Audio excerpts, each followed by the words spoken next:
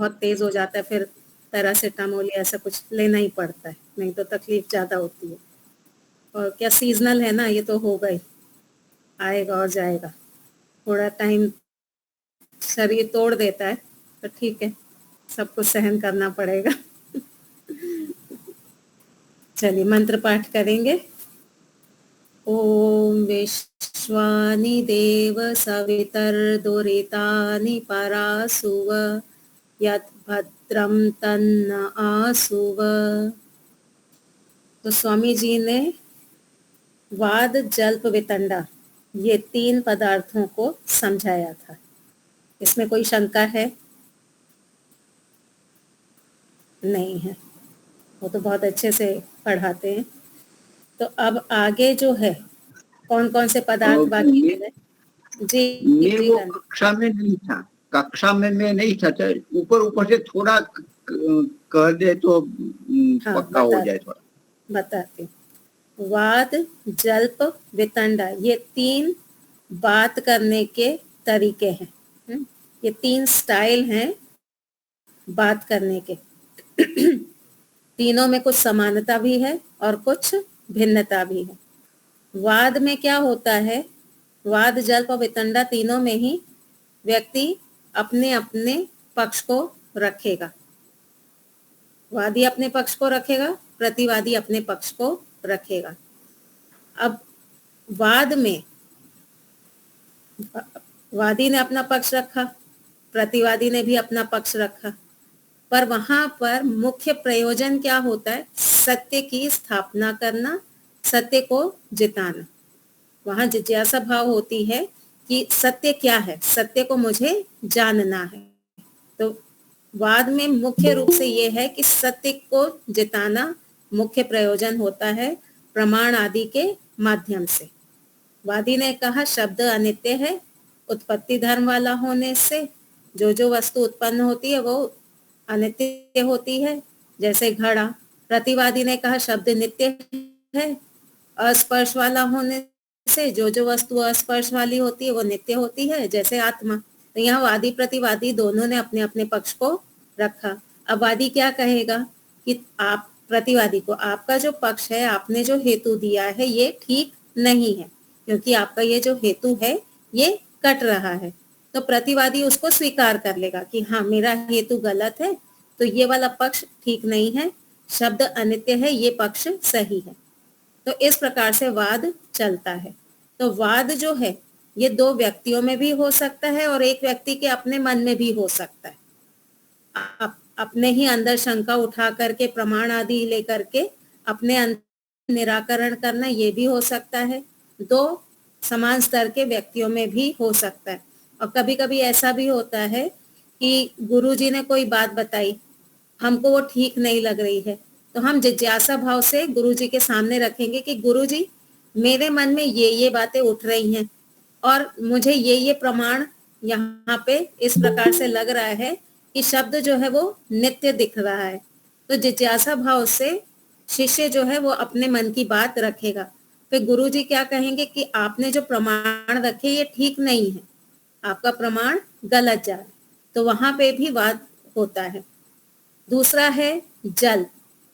जल्प में भी same style चलेगा, पक्ष प्रतिपक्ष होगा, लेकिन जल्प में क्या होगा, हमें सत्य से कोई लेना देना नहीं है। सत्य जीते ना जीते उससे हमें कोई मतलब नहीं है, मैं जीतनी चाहिए, मैं जो हूं मैं नहीं हारूं, मैं ही जीतूं।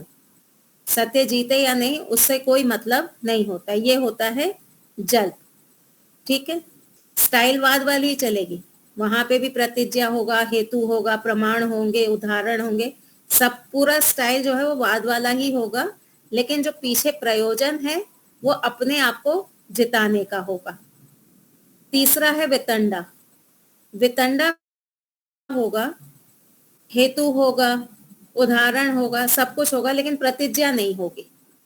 वहां जो वितंडावादी व्यक्ति होता है ना, वो सिर्फ खंडन करने बैठता है, वो ये नहीं चाहता है कि मेरा कोई पक्ष मैं रखूं, क्योंकि अगर मेरा पक्ष मैंने रख दिया, मैंने क्लियरली कह दिया कि शब्द नित्य है, मैं वितंडावादी हूं, अगर मैंने क्लियरली कह दिया कि शब्द नित्य है और सामने वाले ने मेरा खंडन कर दिया, मुझे हरा दिया, तो मेरी नाक कट जाएगी। इसलिए मैं पक्ष ही नहीं रखूंगी। मैं क्या करूंगी, देखो शब्द को तो हम छू नहीं सकते हैं, आत्मा को भी हम छू नहीं सकते हैं। आत्मा को छू नहीं सकते, वो नित्य है, इसलिए शब्द को छू नहीं सकते। तो इस प्रकार से गोल गोल बातें हम करेंगे, लेकिन हम अपना पक्ष स्पष्ट रूप से नहीं रखेंगे। ऐसे बहुत सारे लोग होते हैं, शंका समाधान करने बैठते हैं ना, वो वितंडावादी बहुत होते हैं। उनमें वो खुल करके अपना पक्ष नहीं रखते, गोल गोल बातें करते रहते हैं। क्यों नहीं रखते खुल के अपना पक्ष?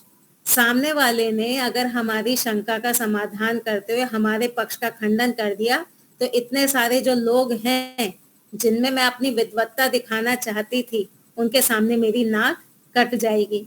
इसलिए मैं पक्ष ही नहीं रखूंगी, मैं बाकी सारी बातें करूंगी, बाकी हेतु भी दूंगी, उदाहरण भी दूंगी, सब दूंगी, लेकिन स्पष्ट रूप से अपने पक्ष की स्थापना नहीं करूंगी। ये है वितंडा। ठीक है, स्पष्ट हो गया तीनों में अंतर। एक में, वाद में हमारा प्रयोजन है सत्य की सिद्धि करना, जल्प में अपने आप को सत्य बताना, सिद्धांत क्या है उससे कोई मतलब नहीं है। वितंडा में भी यही है, सामने वाले को हराना है, अपने आप को जिताना है।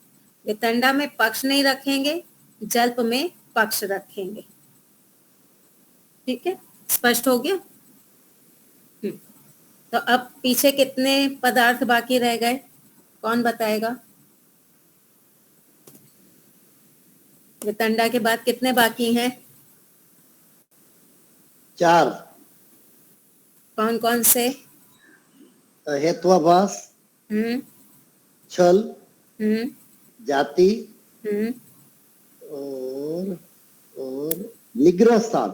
बहुत बढ़िया।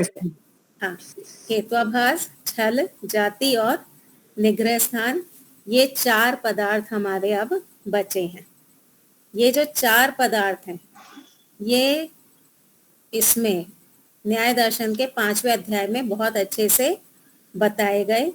ये जो 4 पदार्थ हैं, ये 4 पदार्थ व्यक्ति कहाँ कहाँ क्या क्या गलती करता है बोलते हुए, लिखते हुए, उसके बारे में है। ठीक है, तो हमको पता होना चाहिए कि कहाँ कहाँ पे बोलने में गलती हो रही है, हम उस गलती से बचें। आपको जाना है यहाँ से, मान लीजिए बड़ौदा। अब बड़ौदा कौन सा रास्ता जाता है वो भी आपको मालूम होना चाहिए, कौन सा रास्ता नहीं जाता है वो भी आपको ज्ञात होना चाहिए। कौन सा जा रहा है उसको पकड़ेंगे, उस रास्ते पे चलेंगे, कौन सा नहीं जा रहा है उसको हम त्याग देंगे। ठीक है, तो हमको कौन कौन सी गलतियां व्यक्ति कर सकता है वो भी मालूम होना चाहिए। क्यों मालूम होना चाहिए? ताकि हम वो गलतियां ना करें, हम उन गलतियों से बचें। जब हम वाद करने जा रहे हैं तो वाद में हम वो गलतियां ना करें, तो इसलिए हमको मालूम होनी चाहिए गलतियां। दूसरा, मैंने पहले भी एक बार बताया था, सत्य की स्थापना करने के लिए अगर जल्प भी करना पड़े तो करें। अगर सत्य की स्थापना करनी है, उसके लिए थोड़ा टेढ़ा रास्ता अपनाना पड़े तो भी अपनाएंगे। अब हमको जाना है बड़ौदा, हमको पता है कौन सा रास्ता है, लेकिन पीछे चोर लग गए, तो अब हम क्या करेंगे? थोड़ा लंबा रास्ता अपनाएंगे ना, जो रास्ता नहीं जा रहा है उस पे जाएंगे, वहां से फिर दूसरा रास्ता पकड़ते हुए हम बड़ौदा जाएंगे। क्यों हम वो रास्ता पकड़ रहे हैं? चोर से अपने आप को बचाने के लिए। तो इसी प्रकार से ये जो 54 प्रकार की गलतियां हैं, अगर आपको सत्य की रक्षा करनी है, उसके लिए आपको ये गलतियां करनी पड़े जानबूझ के, तो आप कर सकते, पर इसका भी दंड तो मिलेगा ही।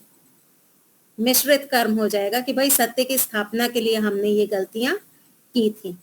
तो ये जो 54 प्रकार की गलतियां हैं, ये स्वामी विवेकानंद जी ने बहुत अच्छी एक पुस्तक लिखी जिसका नाम है सत्य की खोज। अपने आप में एक यूनिक बुक है ये जो पुस्तक है ना, सत्य की खोज, अपने आप में यूनिक है। ऐसी पुस्तक आर्य समाज में या किसी भी दार्शनिक विद्वान ने नहीं लिखी, जिसने न्याय दर्शन में बताई गलतियों को इतने विस्तृत रूप से समझाया हो ऐसी कोई और पुस्तक नहीं है।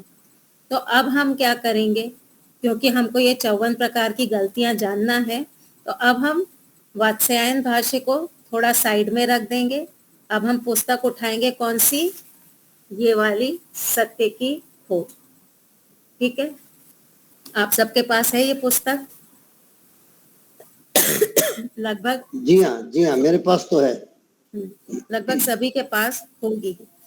तो इसमें जो भाषा है ये सरल भाषा भी है, अगर कोई समझाएगा तो हम आराम से समझ सकते हैं। तो अब से आने वाले जितनी भी कक्षा होंगी उस पे हमारा फोकस ये सत्य की खोज पुस्तक पर ही रहेगा। ठीक है, अब सत्य की खोज शुरू करने से पहले थोड़ा सा हम पंचावयव का रिवीजन कर लेते हैं। क्यों? क्योंकि पंचावयव लगभग 10-12 दिन हो गए मेरी कक्षा हुए। और हमारा तो ये हाल है, सोमवार को कक्षा होती है, मंगलवार को भूल जाते हैं, फिर बुधवार को आते हैं। हम तो एक दिन में भूलने वाले हैं, 10 दिन में तो 10 गुना भूल चुके होंगे। तो थोड़ा सा रिवाइज कर लेते हैं, क्योंकि इसी के आधार पे वो आगे की 54 गलतियां चलेंगी। चलिए, तो पंचावयव में 5 पदार्थ कौन कौन से हैं? प्रतिज्ञा, हेतु, उदाहरण, उपनय, निगमन। हाँ, माता जी सही उत्तर दिया। प्रतिज्ञा, हेतु, हेतु के अंतर्गत व्याप्ति, उदाहरण, उपनय और निगमन, ये 5 अवयव हैं। प्रतिज्ञा क्या है? अपने सिद्धांत को रखना। ठीक है, प्रतिज्ञा का अर्थ है कि अपने सिद्धांत, हम जो हमारी जो मान्यता है, हमारे अंदर जो बात बैठी हुई है, जिस पक्ष को हम सही मान रहे हैं, उस पक्ष की स्थापना करना, यह है प्रतिज्ञा। प्रतिज्ञा सही भी हो सकती है, गलत भी हो सकती है, उसका निर्णय बाद में होगा। अभी तो मैं ऐसा मानती हूँ, इस बात को रखना, मैं इस पदार्थ को ऐसा मानती हूँ, मैं ईश्वर को न्यायकारी मानती हूँ, मैं ईश्वर को साकार मानती हूँ। तो इस प्रकार से अपनी मान्यता को रखना, ये है प्रतिज्ञा। प्रतिज्ञा के बाद आता है हेतु। हेतु क्या है? हेतु का अर्थ है कि मेरी मान्यता जो है, जो बात मैंने मानी हुई है, उसके पीछे कुछ ना कुछ कारण तो होना चाहिए। हम जब भी कोई सिद्धांत बनाते हैं तो उसके पीछे कोई ना कोई कारण होता है। बिना कारण के आप सिद्धांत नहीं बनाते, सिद्धांत के पीछे कारण होगा ही। तो उसी कारण को कहते हैं हेतु। मैं ईश्वर को साकार क्यों मानती हूँ? क्योंकि मुझे वो शरीर धारण करता हुआ दिखाई देता है। मैं ईश्वर को न्यायकारी क्यों मानती हूँ? क्योंकि वो राग द्वेष से रहित दिखाई देता है। तो आपका सही सिद्धांत हो या गलत सिद्धांत हो, उसके पीछे कोई ना कोई कारण रहेगा, जिसको हम कहते हैं हेतु। अब प्रतिज्ञा जो है, प्रतिज्ञा में एक धर्म होता है। जैसे हमने कहा शब्द अनित्य है, तो यहाँ पे धर्म और धर्मी कौन कौन से हैं? शब्द और अनित्यता। हाँ, शब्द क्या है इसमें? धर्मी। धर्मी है। और अनित्यता क्या है? वो है धर्म। ठीक है, तो शब्द है वो धर्मी है और अनित्यता वो है धर्म। अब जब हम कोई कारण लेंगे तो कारण में भी हमको एक धर्म लेना पड़ेगा। मान लीजिए मैंने एक उल्टा सिद्धांत पकड़ लिया कि ईश्वर साकार है, और मैंने कह दिया जन्म लेने वाला होने से, तो यहाँ धर्म क्या हो गया? शरीर धारण करने वाला या जन्म लेने वाला। ये मेरा एक हेतु में नया धर्म आ गया। तो प्रतिज्ञा में एक धर्म होगा, एक धर्म होगा हेतु में। बिना धर्म की प्रतिज्ञा नहीं होगी, बिना धर्म का हेतु नहीं होगा। इतना स्पष्ट है? अब जब हम व्याप्ति बनाएंगे, जब हम व्याप्ति बनाएंगे तो व्याप्ति में हम पहले कौन सा धर्म लेंगे? हेतु वाला। हाँ, हेतु वाला धर्म हम पहले लेंगे। ठीक है, जैसे शब्द अनित्य है। हेतु उत्पत्ति धर्म वाला होने से, तो व्याप्ति में हम क्या कहेंगे? उत्पत्ति धर्म वाला होने से जो शब्द उत्पत्ति धर्म वाला होता है वह अनित्य होता है। तो हमारा जो व्याप्ति है उसमें दोनों धर्मों की संगति होनी चाहिए। ठीक है, हमारी जो व्याप्ति है ना उसमें हेतु वाला धर्म भी आना चाहिए और उसमें प्रतिज्ञा वाला धर्म भी आना चाहिए। इसको कहते हैं साध्य साधन भाव। क्या कहते हैं? साध्य साधन भाव। साध्य अर्थात प्रतिज्ञा, साधन अर्थात हेतु। साध्य हमारा क्या है? शब्द को अनित्यता, शब्द की अनित्यता सिद्ध करना, वो हो गया हमारा साध्य। साधन क्या है? उत्पत्ति। हेतु जो है वो हमारा हो गया साधन। तो ये साध्य साधन भाव होना चाहिए। उत्पत्ति और अनित्यता दोनों का साध्य साधन भाव होना चाहिए। ठीक है, व्याप्ति में ये हमको देखना है। अब हमको उदाहरण कैसा लेना है? ऐसा उदाहरण लेना है जो हेतु और प्रतिज्ञा दोनों के धर्म को धारण करने वाला हो। जो हमारा उदाहरण होगा उसमें हेतु वाला भी धर्म होना चाहिए, प्रतिज्ञा वाला धर्म भी होना चाहिए। अगर हेतु वाला धर्म है लेकिन प्रतिज्ञा वाला धर्म नहीं है तो फिर गलत हो गया। प्रतिज्ञा वाला धर्म है लेकिन हेतु वाला धर्म नहीं है तो भी गलत हो गया। जैसे किसी ने कहा शब्द अनित्य है अस्पर्श वाला होने से, जैसे आत्मा। तो यहाँ पे क्या हुआ? जो हमने उदाहरण लिया है वो गलत हो जाएगा, क्योंकि हम कह रहे हैं शब्द अनित्य है और यहाँ आत्मा कैसा है? नित्य है। तो हमारा उदाहरण ऐसा हो जिसमें दोनों ही धर्म आते हैं। ठीक है, स्पष्ट हो गया? फिर उपनय और निगमन तो क्या है? उपनय है दोनों को पास लेके आ जाओ। किन दोनों को पास लेके आ जाओ? उदाहरण और प्रतिज्ञा वाले वस्तु को। जैसे घड़ा उत्पत्ति धर्म वाला है वैसे ही शब्द भी उत्पत्ति धर्म वाला है। ये हो गया उपनय। तो फिर निगमन उत्पत्ति धर्म वाला होने से शब्द अनित्य है। इतना स्पष्ट हो गया? इसमें कहीं कोई शंका है? जी प्रहलाद ठाकर जी। मैं जी ये हेतु और व्याप्ति, अगर हम ये कहें कि what is the difference between हेतु एंड व्याप्ति, तो क्या कह सकते हैं हम? देखिए, हेतु में एक धर्म होगा। ठीक है, एक उदाहरण लेके चलते हैं। शब्द अनित्य है, ये हो गई हमारी प्रतिज्ञा। हेतु हमने कहा उत्पत्ति धर्म वाला होने से। अब ये जो हमने हेतु दिया इसमें हमने एक धर्म बताया, उत्पत्ति। ठीक है, अब व्याप्ति पे आइए। हमने व्याप्ति क्या कही? जो जो वस्तु उत्पन्न होती है वह अनित्य होती है। अब ये जो व्याप्ति है इसमें एक धर्म आ रहे हैं कि दो धर्म आ रहे हैं?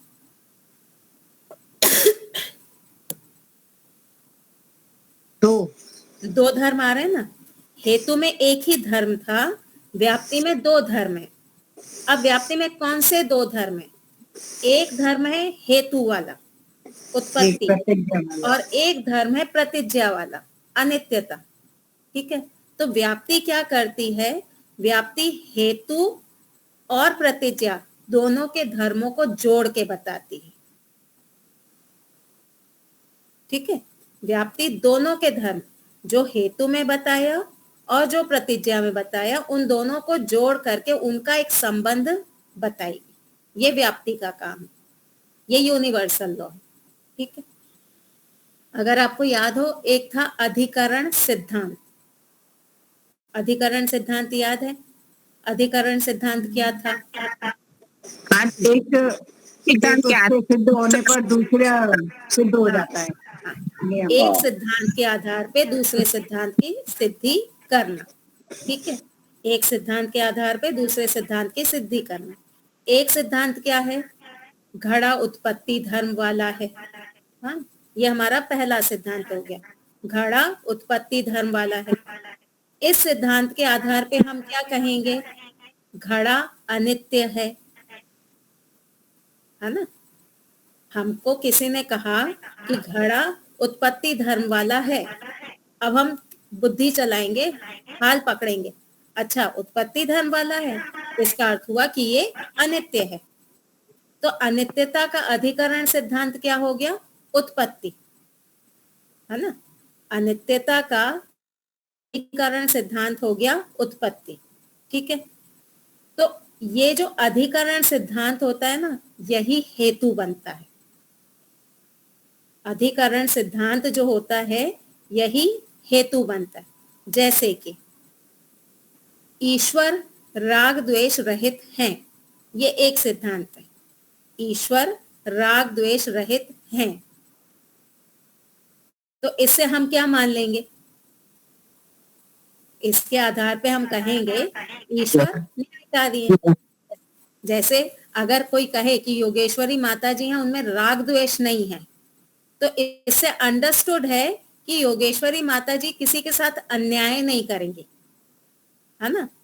ये अंडरस्टूड हो गया कि योगेश्वरी माता जी किसी के साथ अन्याय नहीं करेंगी। अन्याय का कारण क्या होता है? राग होगा या द्वेष होगा। राग होगा तो उसका हित करेंगे, द्वेष होगा तो अन्याय से उसके साथ गलत व्यवहार करेंगे। तो जब हम कहते हैं कि ये व्यक्ति राग द्वेष रहित है, तो अंडरस्टूड हो जाता है कि इसका व्यवहार सबके साथ बहुत फेयर है, अन्याय नहीं करेगा, ये सही डिसीजन लेगा। ठीक है, तो हमने कहा ईश्वर राग द्वेष रहित हैं, ये हमारा एक सिद्धांत हो गया।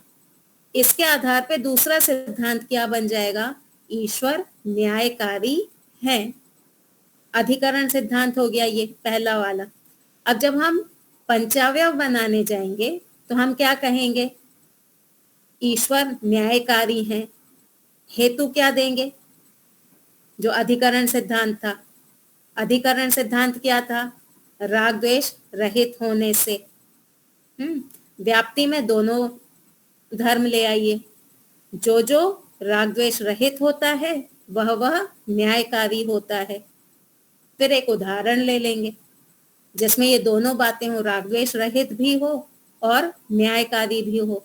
तो उदाहरण हम ले लेंगे जज, फिर उपनय कर देंगे जज और ईश्वर, दोनों को समानता दिखा देंगे और उसके बाद में निगमन कर देंगे राग द्वेष रहित होने से ईश्वर न्यायकारी हैं। हो गया स्पष्ट? किसी और को कोई शंका?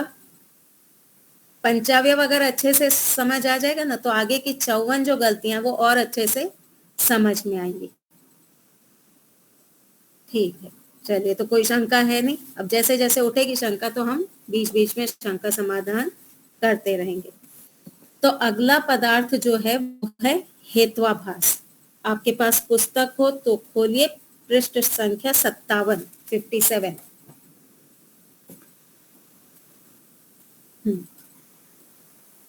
अब जब हम पंचावयव से किसी बात की सिद्धि करते हैं तो कंपलसरी है कि हमको हेतु देना होगा। ठीक है, जब भी हम अपनी बात रखें, अपनी बात को इफेक्टिवली रखना चाहते हैं, हम चाहते हैं कि सामने वाला हमारी बात को स्वीकार करे, कन्विंस हो जाए हमारे सिद्धांत से, तो उसके लिए जरूरी है कि हम एक हेतु को रखें। और वो हेतु कैसा होना चाहिए? उसमें साध्य साधन भाव होना चाहिए। हेतु जो है वो हमारी प्रतिज्ञा की पुष्टि करने वाला होना चाहिए। कई बार ऐसा होता है कि हम जो हेतु रखते हैं उसमें साध्य साधन भाव तो है, लेकिन उसमें व्याप्ति नहीं बन पाती। साध्य साधन भाव तो हमको दिखाई देता है, लेकिन व्याप्ति नहीं होती है। तो इस प्रकार का जो हेतु है जिसमें यूनिवर्सल लॉ नहीं, व्याप्ति का अर्थ होता है यूनिवर्सल लॉ, जो कहीं पे भी कटे नहीं, हर काल में हर अवस्था में वो वैसा का वैसा ही बना रहे। तो कभी कभी ऐसा होता है कि हमने जो हेतु रखा है, हमने जो व्याप्ति रखी है, वो कहीं कहीं जाकर के कट जाती है। तो इस प्रकार का जो हेतु होता है वो दिखता तो हेतु है, लेकिन वो हेतु का केवल उसमें आभास होता है हमको, वो सही में हेतु नहीं होता। तो जहां पर हेतु वाला आभास होवे, वो हेतु हमारा सही नहीं होगा, उसको कहते हैं हेत्वाभास। क्या कहते हैं? हेत्वाभास, हेतु जैसा आभास होना। ठीक है, स्पष्ट हो गया। तो हम जब अपनी बात को भी रखें, हम जब हेतु रखें तो हम पहले चेक करें कि ये जो हम हेतु रख रहे हैं ये हेतु है या केवल हेत्वाभास है, हेतु जैसा दिख रहा है वो हम देखें। जैसे ईश्वर न्यायकारी है और उसका हेतु दिया सर्वज्ञ होने से। ईश्वर न्यायकारी है सर्वज्ञ होने से। अब सर्वज्ञता भी ईश्वर में दिख रही है, न्यायकारिता भी ईश्वर में दिख रही है। व्याप्ति क्या बना देंगे? जिस जो सर्वज्ञ होता है वो न्यायकारी होता है। तो लेकिन ये हमारा कट जाता है। जरूरी नहीं कि ज्ञान होने से ही आप न्यायकारी हो, ज्ञान होने के बाद भी आप अन्याय करते हैं। कई बार माएँ अन्याय कर जाती ना, जिस बच्चे से ज्यादा प्रेम होता है उसकी थोड़ी गलतियां छुपा देती हैं। कंपनी वगैरह में बॉस देखे, उनको पता होता है ये एम्प्लॉय गलत है, लेकिन अन्याय कर जाता है जानकारी होने के बाद भी। तो ज्ञान और न्याय का ऐसा कोई सीधा संबंध नहीं है। तो हमको लगेगा कि हाँ ये हेतु बहुत सही है, पर ये हेतु नहीं है, ये हेत्वाभास है, क्योंकि इसकी व्याप्ति नहीं बनती। ठीक है, तो अब शब्द देखिए, पुस्तक खोलेंगे, पृष्ठ संख्या 57, हेत्वाभास परिचय। बातचीत करते समय दो व्यक्तियों में परस्पर विचार भेद होता है। वाद कब चलेगा? जब दोनों पक्ष अलग अलग बात कह रहे होंगे। धर्मी एक होगा, लेकिन धर्म कैसे होंगे? अलग अलग। जैसे शब्द, शब्द क्या है? धर्मी है, उसी धर्मी को लेकर के बात चलेगी। शब्द धर्मी है, एक पक्ष ने कहा ये नित्य है, दूसरे पक्ष ने कहा ये अनित्य है। तो यहाँ पे नित्य और अनित्य दो अलग अलग धर्म लिए जा रहे हैं। अब कोई ये कहे शब्द अनित्य है, एक का पक्ष है शब्द अनित्य है, दूसरा ये पक्ष रख रहा है ईश्वर न्यायकारी है, तो यहाँ पे वाद नहीं चलेगा, क्योंकि दोनों के टॉपिक ही अलग अलग हैं। जब स्कूल वगैरह में, कॉलेज में डिबेट होता है ना, तो टॉपिक एक होगा, एक को फेवर में बोलना है, एक को अगेंस्ट में बोलना है ना, तभी डिबेट होता है। तो यहाँ कहा बातचीत करते समय जब दो व्यक्तियों में परस्पर विचार भेद होता है, तब उस विचार भेद को सुलझाने के लिए वे आपस में जो वाद आदि करते हैं, उसमें इनके नाम वादी और प्रतिवादी होते हैं। एक पक्ष हो जाएगा वादी, एक हो जाएगा प्रतिवादी। अब यहाँ हमको ध्यान देना है, जरूरी नहीं कि वादी ही सही हो, जरूरी नहीं कि प्रतिवादी ही गलत हो। कभी वादी भी सही हो सकता है, कभी प्रतिवादी भी सही हो सकता है। इनका यह पूर्व पक्षी और उत्तर पक्षी भी बोल सकते हैं, पूर्व पक्ष उत्तर पक्ष। हाँ, वो भी बोल सकते हैं, पक्ष विपक्ष भी बोल सकते हैं। इनका अपना अपना जो विचार होता है उसे प्रतिज्ञा या पक्ष कहते हैं।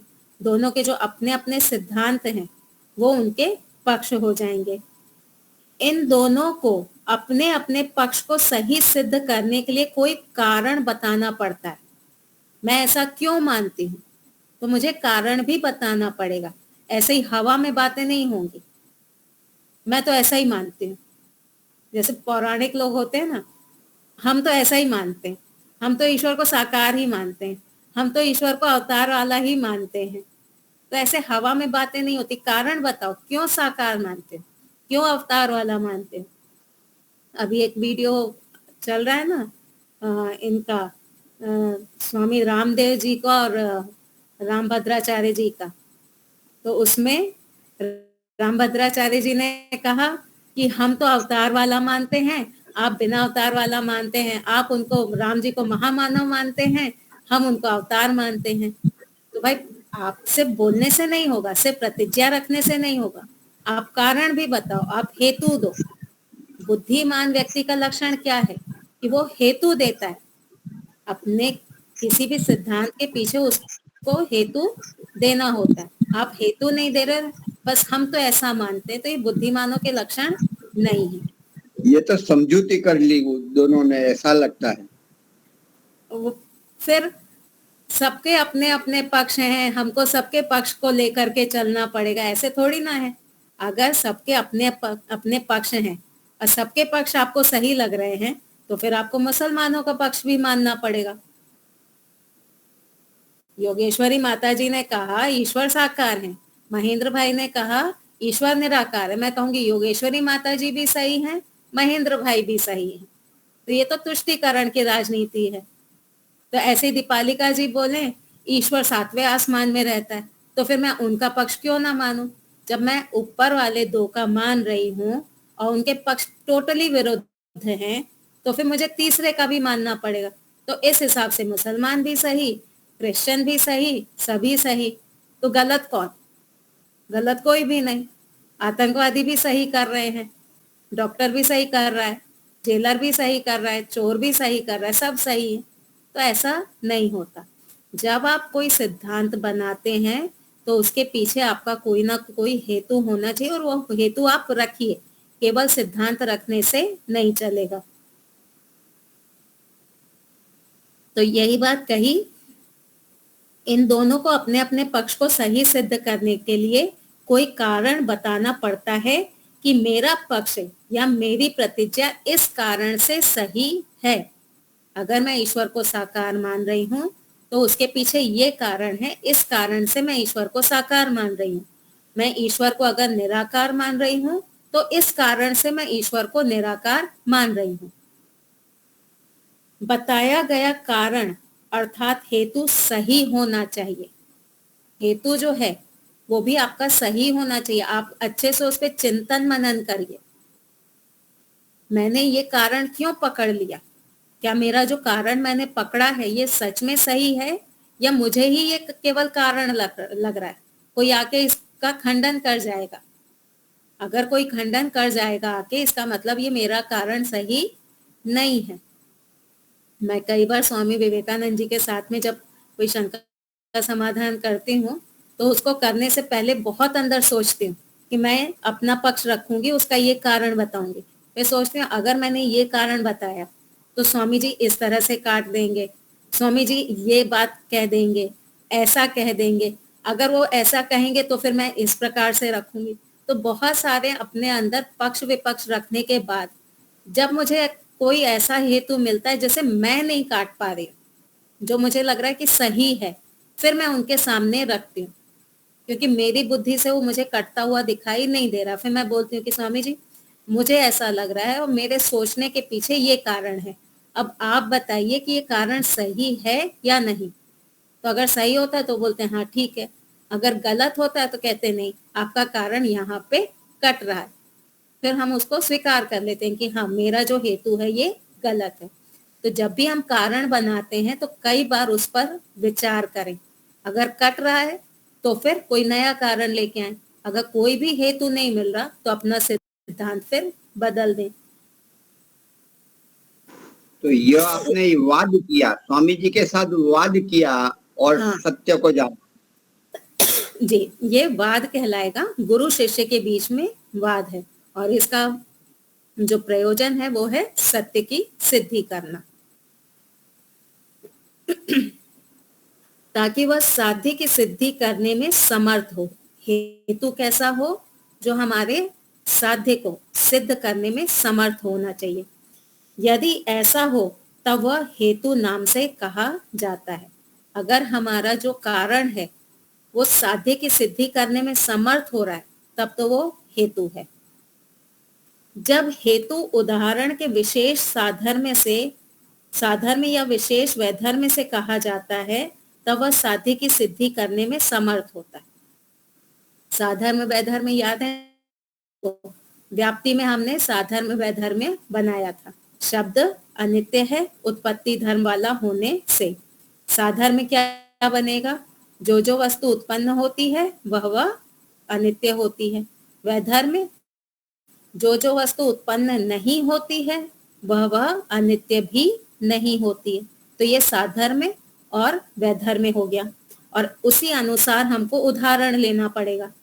साधर्म से सिद्धि कर रहे हैं तो साधर्म वाला उदाहरण, वैधर्म से सिद्धि कर रहे हैं तो वैधर्म वाला उदाहरण लेना पड़ेगा। हेतु में बताया गया धर्म साध्य की सिद्धि तभी कर सकता है जब हेतु धर्म तथा साध्य धर्म में व्याप्ति पूर्वक साध्य साधन भाव हो। हेतु और प्रतिज्ञा दोनों के धर्म में साध्य साधन भाव होता है। ठीक है, हेतु और प्रतिज्ञा दोनों के जो धर्म है उनमें साध्य साधन भाव होता है। अब हमारी जो व्याप्ति है, वो जो साध्य साधन भाव है वो यूनिवर्सल होनी चाहिए, वो कटनी नहीं चाहिए। जैसे किसी ने कहा शब्द नित्य है अस्पर्श वाला होने से। ठीक है, शब्द कैसा बताया उसने? नित्य बताया, तो शब्द का धर्म हो गया नित्यता। हेतु क्या दिया? अस्पर्श वाला होने से। जो जो वस्तु अस्पर्श वाली होती है वह नित्य होती है, ये व्याप्ति बन जाएगी। अब ये व्याप्ति क्या सब जगह लग रही है? उत्तर आता है नहीं, सब जगह तो नहीं लग रही। साध्य साधन भाव हमको दिख रहा है, अस्पर्श दिखाई दे रहा है हमको शब्द में अस्पर्श है, हम उसको छू नहीं सकते, किसी के शब्द को आप पकड़ नहीं सकते हैं क्योंकि उसमें स्पर्श नहीं है। तो यहाँ पे साध्य साधन भाव हमको दिखाई दे रहा है, लेकिन यहाँ व्याप्ति नहीं बन रही है। ये जो नियम बनाए कि अस्पर्श और नित्यता, ये जो व्याप्ति बताई है, ये व्याप्ति कट जाती है, किसी जगह लग जाती है, किसी जगह कट जाती है। अभी ओलंपिक गेम्स हुए ना, ओलंपिक में जैसे तीरंदाजी वाले जाते हैं तो किसको भेजा जाता है तीरंदाजी में? ऐसे व्यक्ति को भेजा जाता है, पहले टेस्टिंग होती है, जिसका तीर निशाने पे लग रहा है उसी को भेजेंगे। एक निशाने पे लग गया, एक दूर जा करके लगा, क्या ऐसे व्यक्ति को ओलंपिक में भेजेंगे? नहीं भेजेंगे। तो हमारी ये जो व्याप्ति है, ये ओलंपिक में जाना है इसको, तो ये हमेशा सही लगनी चाहिए, तभी ओलंपिक में जाकर के गोल्ड मेडल लाएगी। कट गई तो ये उस लायक नहीं है। तो व्याप्ति जो है ये यूनिवर्सल होनी चाहिए, कहीं पे भी जाकर के ये कटे नहीं। तो जब हेतु धर्म तथा साध्य धर्म में व्याप्ति यूनिवर्सल लॉ पूर्वक साध्य साधन भाव हो, और यदि बताया गया कारण गलत हो, व्याप्ति पूर्वक न हो, वह किसी प्रकार से कट जाता हो, अर्थात हेतु और साध्य धर्म में साध्य साधन भाव न हो, तथा स्थूल रूप से वह हेतु जैसा प्रतीत होता हो, तो उसे हेत्वाभास कहते हैं। ऐसे लगेगा कि यह हेतु है। अब किसी न्याय दर्शन न पढ़े हुए व्यक्ति को आप बोलिए कि शब्द जो है ना वो नित्य है। क्यों नित्य है? क्योंकि उसमें स्पर्श नहीं है। देखो आत्मा भी नित्य है, उसमें स्पर्श नहीं है। तो किसी आम व्यक्ति के सामने आप बोलेंगे तो मान जाएगा कि हाँ भाई इसकी बात सही है। क्यों? क्योंकि उसको वहां पे वो हेतु दिखाई दे रहा है, अस्पर्श और नित्यता, इनका साध्य साधन भाव उसको दिखाई दे रहा है। पर बुद्धिमान व्यक्ति क्या बोलेगा? मुझे जो सुख की अनुभूति होती है उसमें भी कोई स्पर्श नहीं है, मैंने कभी सुख को छू करके नहीं देखा, और मेरा ये जो सुख है संडे को तो था, जब बढ़िया खाना खा के आए रेस्टोरेंट से तो संडे को तो था, लेकिन मंडे को गायब हो गया वो सुख। उसमें स्पर्श नहीं था, फिर भी मंडे को वो खत्म हो गया मेरा सुख। तो बुद्धिमान व्यक्ति इस प्रकार से विचार करेगा, फिर वो कहेगा नहीं, स्पर्श और नित्यता या अस्पर्श और नित्यता, इनमें कोई साध्य साधन भाव नहीं है। ये जो हेतु दे रहे हो ये हेतु नहीं है, ये हेत्वाभास है। ऐसे हेत्वाभास जानबूझकर के भी कहे जा सकते हैं अथवा अनजाने में भी कहे जा सकते हैं। जो छली कपटी होगा वो जानबूझ के कहेगा, जिसका प्रयोजन जल्प है वो जानबूझ के कहेगा। अनजाने में भी कह सकता है व्यक्ति, नहीं समझ में आ रही है, हमको कोई नया हेतु नहीं मिल रहा है, हमने जो हेतु सोचा है वो हमको ठीक लग रहा है। तो अनजाने में भी व्यक्ति हेत्वाभास का प्रयोग कर सकता है और जानबूझ के भी कर सकता है। इनका प्रयोग करना अनुचित, हानिकारक तथा सत्य से दूर ले जाने वाला होता है। हेत्वाभास का प्रयोग जो करते हैं ये अनुचित है। किसके लिए अनुचित है? जो ऊंचा योगाभ्यासी है, जो जिसका लक्ष्य केवल मोक्ष प्राप्ति है, ऊंचा योगाभ्यासी है, वो हेत्वाभास का प्रयोग ना करे। और जो अभी थोड़े कम स्तर वाले हैं, जिनको सत्य की स्थापना करनी है, वाद विवाद चल रहा है और लग रहा है कि भाई हमारा पक्ष हार रहा है और हमारे पक्ष के हारने से समाज की हानि होगी, तब हेत्वाभास का प्रयोग कर सकते हैं। न्याय दर्शन में कुल मिलाकर हेत्वाभास 5 प्रकार के बताए गए हैं। तो न्याय दर्शन में कितने प्रकार के हेत्वाभास हैं? 5। इनके नाम हैं, ये नाम हमको रटने होंगे, ठीक है? नाम ही याद नहीं होगा तो कैसे काम चलेगा? क्लास में जो टीचर होती है, पहले हफ्ते उसको ना अपने सारे स्टूडेंट के नाम याद करने पड़ते हैं।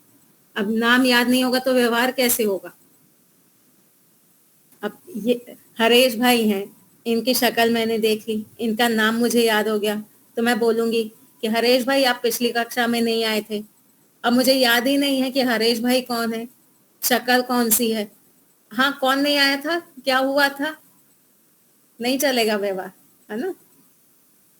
कभी कभी ऐसा भी होता है, जैसे शुरू में हमारे स्कूल में बच्चे आते हैं, अब पहले ही हफ्ते में माँ बाप आ जाते हैं टीचर से मिलने के लिए। अब वो आकर के पूछते हैं मेरा बच्चा कैसा है। अब 1 सप्ताह हुआ है, अभी आपका बच्चा हमारे पास आया है, अभी हम उसका नाम भी नहीं जानते तो हम कुछ बोल ही नहीं पाते हैं। फिर हमको थोड़ा ऐसे गोल गोल बात करनी पड़ती कि आप अपने बच्चे को थोड़ा लिखना सिखाइए, थोड़ा पढ़ना सिखाइए, ऐसे ऐसे। तो इस तरह से फिर हमको टाला लगाना पड़ता है। तो ये जो हेत्वाभास हैं, इनके जो 5 प्रकार हैं, इनके नाम याद करिए, जिससे कि कौन कहाँ कौन सा हेत्वाभास का प्रयोग कर रहा है वो हमको याद होना चाहिए, फिंगर टिप पे होना चाहिए। एक बार स्वामी विवेकानंद जी ने मुझे कहा कि जया बेन, ये जो 54 गलतियां हैं ना, ये ऐसे ऐसे फिंगर टिप पे होनी चाहिए। कोई बोले और खटाक करके पकड़ो इसने कहाँ क्या गलती की, या अपने अंदर जब कुछ उठ रहा है तो पकड़ो कि नहीं मैं ये गलती कर रही। इतना फास्ट हमारा कैलकुलेशन होना चाहिए। तो ये 5 प्रकार के हेत्वाभास हैं, इनके नाम देंगे। इनके नाम है सव्यभिचार। पहला कौन सा है? सव्यभिचार। इसका दूसरा नाम है अनेकांतिक, दूसरा है विरुद्ध, तीसरा है प्रकरण सम, चौथा है साध्य सम और 5वां है कालातीत। इनका विस्तृत वर्णन न्याय दर्शन अध्याय 1 आहनिक 2 में सूत्र संख्या 5 से 9 तक किया गया है। न्याय दर्शन का जो दूसरा आहनिक है, पहले अध्याय का दूसरा आहनिक, उसमें 5वें सूत्र से लेकर के 9वें सूत्र तक पूरा हेत्वाभास की ही चर्चा की गई है, सभी की परिभाषा बताई गई है। तो आप चाहें तो वहां पे भी देख सकते हैं और उसी को सरल रूप से इस पुस्तक में बताया गया है। तो अगली कक्षा में ये 5 हेत्वाभासों के नाम आपको याद होने चाहिए, ऐसे ऐसे होने चाहिए, ठीक है? सोचना नहीं पड़े, फास्ट होना चाहिए। तो 5 प्रकार के हेत्वाभासों की सूची। पहला सव्यभिचार हेत्वाभास। जी माता जी। मेरे पास पुस्तक नहीं है आचार्य जी, नाम लिखा दीजिए, पूरा मैं लिख ही नहीं पाई। हाँ लिखिए। पहला है सव्यभिचार हेत्वाभास। सव्यभिचार हेत्वाभास, ब्रैकेट में इसमें लिख दीजिए अनेकांतिक। अनेकांतिक हेत्वाभास। दूसरा है विरुद्ध हेत्वाभास। विरुद्ध हेत्वाभास। तीसरा है प्रकरण सम हेत्वाभास। प्रकरण सम हेत्वाभास। चौथा है साध्य सम हेत्वाभास। साध्य सम हेत्वाभास। और पांचवा है कालातीत हेत्वाभास। कालातीत। कालातीत, काल अतीत, कालातीत। हाँ, उनको कालातीत। जोड़ दीजिए, कालातीत हेत्वाभास। धन्यवाद। अब देखिए सूचना में क्या लिखा है। प्रत्येक विद्या में कुछ बातें सरल होती हैं, बहुत सी कठिन होती हैं। आप सब पढ़े लिखे हैं, है ना? इंजीनियरिंग किया, बीएससी किया, बीए किया, अच्छे से पढ़ाई की है ना? तो जब पढ़ने जाते थे कुछ बातें तो फटाफट समझ में आ जाती थी और कुछ बातें कैसी होती थी, कठिन होती थी, जल्दी समझ में नहीं आती थी। तो जो कठिन होती थी उसमें क्या करना पड़ता था, मेहनत करनी पड़ती थी, कई बार पढ़ना पड़ता था। अब जिनको लगता था कठिन है, मुझसे नहीं हो पाएगा, वो 35, 40, 50% लेके पास होते थे। और जिनको लगता था कठिन है लेकिन मुझे पढ़ना है, मुझे अच्छे मार्क्स लाने हैं, वो क्या करते थे, कई बार उसको पढ़ते थे, उसको सरल बनाने की कोशिश करते थे, तोड़ तोड़ के विषय को तोड़ तोड़ के उसको आसान करके समझने का प्रयास करते थे। खुद नहीं समझ आए किसी से पूछते थे, किसी से पढ़ते थे, लेकिन मेहनत करके उसमें अच्छे अंक लाते थे। तो वही बात यहाँ कही गई, प्रत्येक विद्या में कुछ बातें सरल होती हैं, बहुत सी कठिन हैं। जैसे पहली कक्षा से पीएचडी तक गणित विद्या में कुछ बातें सरल और बहुत सी कठिन होती है। न्याय विद्या में भी ऐसा ही है। न्याय विद्या में जैसे प्रमाण आदि थे वो थोड़े सरल थे, आंख से देख लिया पंखा लगा हुआ है, नाक से सुगंध आई, पता चल गया कि भाई रसोई में क्या पक रहा है, तो ये सरल था। लेकिन अनुमान प्रमाण है वो थोड़ा कठिन हो जाता है। इस न्याय विद्या में भी जो सरल बातें हैं वे तो सामान्य लोगों को समझ में आ चुकी होंगी, जैसे प्रमाण, प्रमेय आदि 16 पदार्थों का परिचय। 16 पदार्थ हैं, उनका जो परिचय है ये समझना फिर भी थोड़ा सरल है। यह सत्य की खोज पुस्तक इस की पृष्ठ संख्या 12 से 27 तक बताया जा चुका है। परंतु जो कठिन बातें हैं वे सामान्य लोगों को बहुत कम समझ में आएंगी। हमारी कक्षा में शुरुआत में 30 लोग थे, आज 15 लोग हैं। जो 15 भाग गए वो कौन थे, जिनको समझ में नहीं आ रहा था। और अभी जो टिके हुए हैं ये कैसे हैं, ये बुद्धिमान लोग हैं, ये समझना चाहते हैं, इनको बातें समझ में आ रही हैं, इसलिए ये टिके हुए हैं। विशेष कठिन बातें हैं हेत्वाभास, छल, जाति और निग्रह स्थान। ये जो 4 पदार्थ हैं ये विशेष रूप से कठिन है। आम जनता बोलने में गलती क्यों करती है, क्योंकि उनको ये कठिन बातें समझ में नहीं आती हैं, इसलिए तो गलती करती हैं। बैठे बैठे धड़ल्ले से गलतियां करते रहते हैं और अपने आप को विद्वान जय जी। जी जय माता जी। जी। नमस्ते। नमस्ते समझ माता। में तो मेरे भी नहीं आता, लेकिन सुनते हैं कि शायद कुछ समझ में आ जाए, सही इसलिए बात सुनते रहते हैं कि शायद कुछ समझ में आ एक अंदर जाए। भाव होता है ना कि नहीं कुछ तो समझ हाँ। में आ जाएगा, पूरा भले नहीं है, कम से कम कुछ कान तो में आ जाएगा। कान में कम से कम अच्छी बातें तो पड़ रही हैं, पासिंग हैं? मार्क्स से अच्छा है गलत बातों फर्स्ट के पेक्षा डिवीजन आ तो जाएगा। जी बहुत बहुत धन्यवाद। पासिंग से तो अच्छा है फर्स्ट डिवीजन तो आ जाएगा, कम से कम 90% ना भी आए, कम से कम फर्स्ट डिवीजन तो आ जाएगा। जी गुप्ता जी। इस बारे में तो योगेश्वरी माता जी से अनुभव लो, उनके स्टूडेंट के स्टूडेंट अनुपात में कम हो रहे हैं। अच्छा उनके भी कम हो रहे हैं। होंगे ना, संस्कृत में टफ पड़ती है ना। कोई बात नहीं माता जी, मैं भी लगी हूँ, आप भी लगे रहिएगा, हार नहीं मानेंगे। तो हेत्वाभास, छल, जाति और निग्रह स्थान के विषय में ये सब मिलाकर 54 प्रकार की वे गलतियां हैं जो प्राय सभी लोग बातचीत में प्रतिदिन करते हैं। जब आपको ये 54 गलतियां समझ में आ जाएंगी ना तो आपको हंसी आएगी जब दो लोग वाद विवाद कर रहे होंगे। आप बोलेंगे क्या आपस में बातें कर रहे हैं, इतनी गलतियां कर रहे हैं, इनको समझ ही नहीं आ रहा कि ये गलती कर रहे हैं और अपने आप को इंटेलिजेंट माने बैठे हैं। पहले जब स्वामी जी कहते थे ना कि ये डॉक्टर है, इंजीनियर है, साइंटिस्ट है और इतनी गलतियां करता है, तो मुझे समझ नहीं आती थी कि स्वामी जी ऐसा क्यों कहते हैं। लेकिन जब ये 54 प्रकार की गलतियां पढ़ी, समझी, तब मुझे समझ में आया कि हाँ, स्वामी जी को बोलते हैं कि लोगों को बात करना नहीं आता, उनको सच में बात करना नहीं आता है। क्योंकि सबने इस न्याय विद्या को पढ़ा नहीं, इसलिए वे लोग जानते भी नहीं कि हम कौन कौन सी और कैसी कैसी गलतियां बातचीत में प्रतिदिन करते हैं। न्याय दर्शन पढ़ा ही नहीं है तो उनको पता ही नहीं। अब जैसे कई बार ऐसा होता है कि वाद विवाद चल रहा है, मेरा और योगेश्वरी माता जी को किसी बात पे लेकर के चर्चा हो रही है। अब योगेश्वरी माता जी को लगा कि नहीं, मैं तो हारने वाली हूँ, तो क्या कहेंगी, गैस पे मेरा ना दूध रखा हुआ, मैं जरा जा रही हूँ, गैस बंद करके बाद में फिर बात करेंगे। तो एक आम इंसान को लगेगा कि हाँ, योगेश्वरी माता जी सच कह रही हैं कि दूध रखा हुआ है, वो उबल जाएगा, तो वो चली गई। लेकिन जो एक पढ़ा लिखा व्यक्ति होगा ना, बुद्धिमान होगा, वो समझ जाएगा ये योगेश्वरी माता जी ना भाग रही हैं विषय से, इनको हार होते हुए दिखाई दे रही है, इसलिए ये भाग रही हैं। तो इस प्रकार की गलतियां बहुत करते हैं लोग।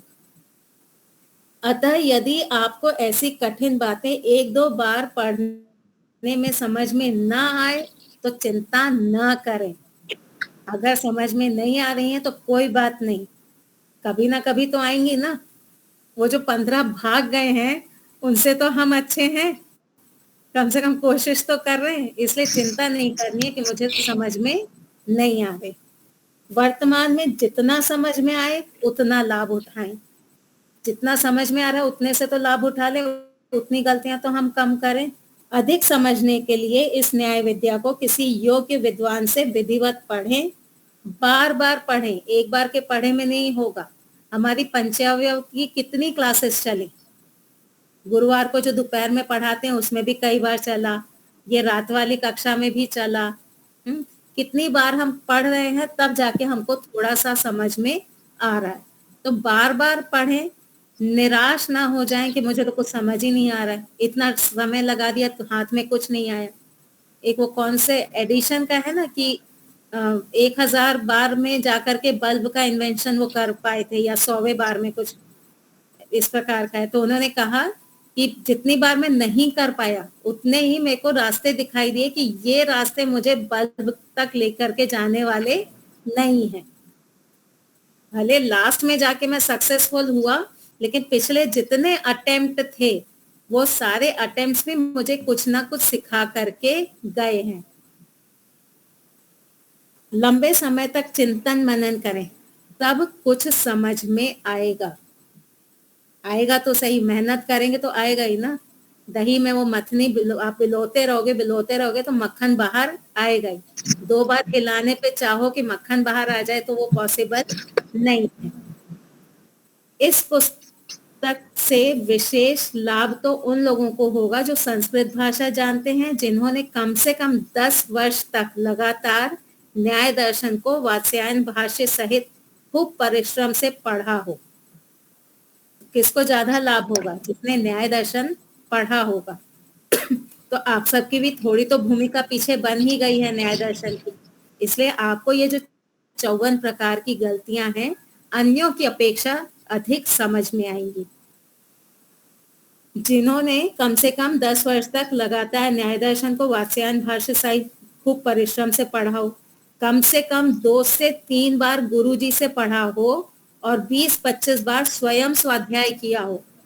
हमारी कक्षा में क्या होता है, 9 से 10 का शो चलता है, एक बोलता है, एक सुनता है, शो खत्म, बाहर निकले, बुक बंद, फिर खुलेगी कब? अगले शो में। स्वाध्याय होता नहीं है, इसलिए थोड़ी गति कम है।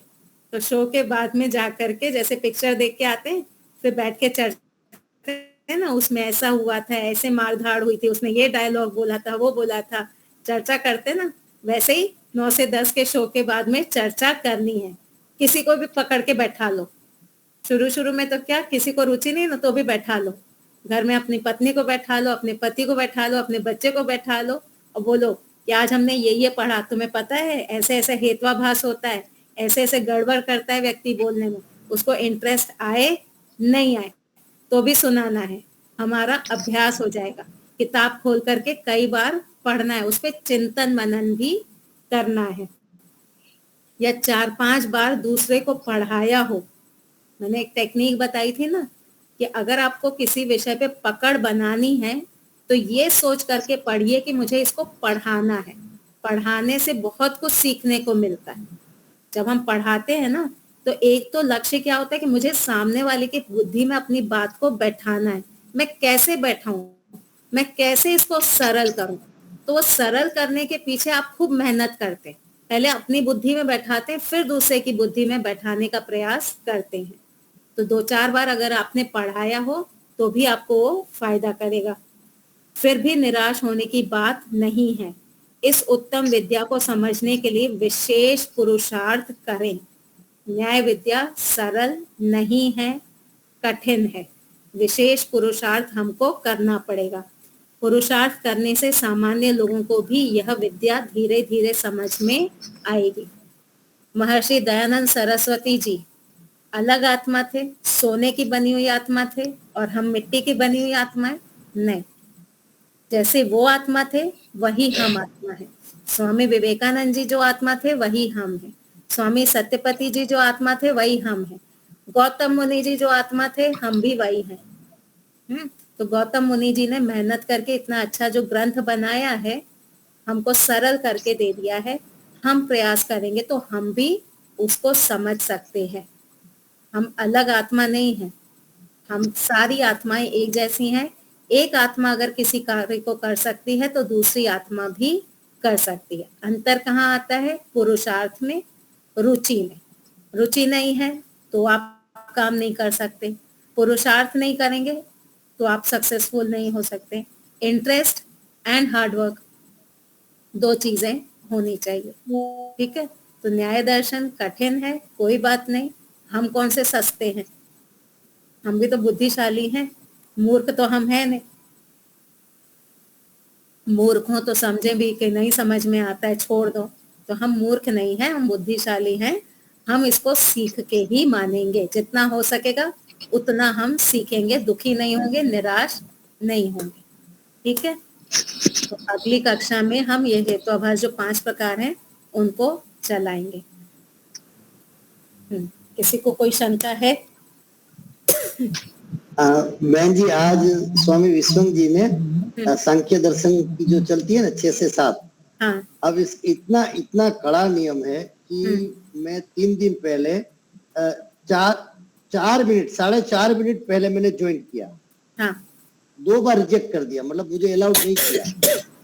अब मुझे पता नहीं था, मैंने कहा क्या बात है। फिर अब समझ में आ गया, मैं 15 मिनट पहले से ज्वाइन हो जाता हूँ। हाँ, आप समझे ना, मतलब वो व्यक्ति डरता है कैसे कि मुझे करना है और ये नहीं होता है, तो होती है ना नियम तो यही होना चाहिए कि टाइम पे आ जाओ, है ना। स्कूल में टाइम पे आपको एंट्री लेनी होती है ना। लेट हो गए तो जाओ वापस घर, तो नियम तो यही होता है। पर अब हमें पता है कि भाई कुछ प्रॉब्लम भी हो सकती है, कभी कभी ऑनलाइन में नहीं जुड़ पाते हैं, तो हम थोड़े से फ्लेक्सिबल हैं। तो लेकिन आज स्वामी जी ने इतना अच्छा कहा कि आप लोग ने न्याय दर्शन नहीं किया है, इसलिए मुझे ये व्यवधान आप लोग डाल रहे हो। अगर आपने न्याय दर्शन किया होता तो मुझे इतना वो प्रॉब्लम नहीं होता। मतलब आप लोग बार बार प्रश्न करते हो, मेरा चलता नहीं है, आगे मेरी गाड़ी नहीं चलती है। तो ये जो सत्य की खोज पुस्तक स्वामी जी ने लिखी, उसका कारण क्या है? फेसबुक पे लोग उल्टे सीधे सवाल करते हैं या व्हाट्सएप पे उनको उल्टे सीधे सवाल करते हैं। जब वो जवाब देते हैं तो कुछ नया खड़ा कर देते हैं। तो उसके समाधान के लिए अगर आप लोगों को याद हो, स्वामी जी व्हाट्सएप पे पहले आर्टिकल्स डालते थे। ये जो सत्य की खोज पुस्तक रूप में आई है, उसके पहले वो फेसबुक पे आर्टिकल्स डालते थे ताकि लोग पढ़ें और उनका समय बचे, स्वामी जी का समय बचे, वो फालतू की बातें ना करें। वही उनका मेन एजेंडा था। और फिर उसके बाद में इस पुस्तक के रूप में इसको छापा गया है। तो सच में हमारी कक्षा में भी तो ऐसा ही होता था एक आध लोग ऐसे आ गए थे जो फालतू की शंका समाधान करते थे, उनका एजेंडा शंका समाधान करना नहीं होता था, अपने आप को सही सिद्ध करना होता था। तो तब हमने भी कई बार बीच बीच में न्याय दर्शन लिया था कि भाई समझ जाओ कि आप गलती कर रहे हो। न्याय दर्शन पढ़ने से जीवन सरल हो जाता है। 2-3 वाक्य में आप ना अपनी बात को रख लेते हो, आपको लंबी लंबी कहानी नहीं करनी पड़ती है।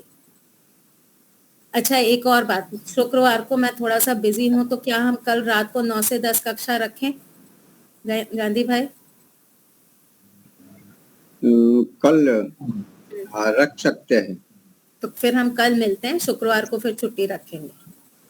जी ठीक जी ठीक है। हमारे एक आचार्य प्रबुद्ध जी है जो लाकरोड़ा में थे, रोजड़ में थे, तो उन्होंने भी कहा कि मैं 6 महीने मैंने लगभग मौन का किया है और मैं योग दर्शन पढ़ाना चाहता हूँ। आप सब व्यवस्था करते हो तो फिर मैंने कहा कि आप कल आइए, फिर हम पूछेंगे। क्या रात्रि को प्रतिदिन हो तो लाभ मिलेगा, ये हफ्ता में एक दिन नहीं, मेरे को हम पूछेंगे। 3 दिन तो हो सकते हैं, 3 दिन आपके हैं, वैसे 3 दिन भी योग बहुत है। दर्शन। अभी आदि हो जाना पड़ेगा, जैसे दोपहर में आते हैं वैसे रात्रि को भी तैयार रहना पड़ेगा। अच्छा ही है।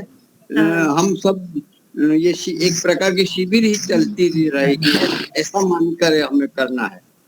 और दूसरा तो कि अभी ऐसा मौसम भी ऐसा है कि आप कहीं बाहर जा नहीं सकते, तो लाभ उठाइए। श्रावणी पर्व हाँ कहते हैं ना, बिल्कुल। पहले 3-3 महीना चलता था, तो बस उसी हाँ को मान करके हाँ चलिए तो कि ऐसा 3 कर ले। महीना हाँ हमारा वेद पाठ चलेगा। दिवाली तक ऐसा कर सकते हो। तो 3 दिन जो बचे हैं वो योग दर्शन पढ़ेंगे, पढ़ाने वाले हैं। मैंने कहा कि ये सेवा का काम है, सब प्रकार हो सकते तो हम देखेंगे इस प्रकार का। हाँ नहीं, कोई चिंता मत करो कि आप तैयार हो जाओ बस। तो मैंने कहा सभी को कहूंगा। ठीक है, तो प्रयास कल हम करेंगे कल। मिलेंगे, कल न्याय हाँ दर्शन की कक्षा रखेंगे। मेरी बैटरी हाँ डाउन जी, हो रही है, कभी हाँ भी हाँ आउट जी, हो जाऊंगी। ठीक है जी। चलिए शांति शांति पाठ करेंगे। जो शांतिरंतरिक्षं शांति पृथ्वी शांतिराप शांतिरौषधयः शांति वनस्पतयः शांति।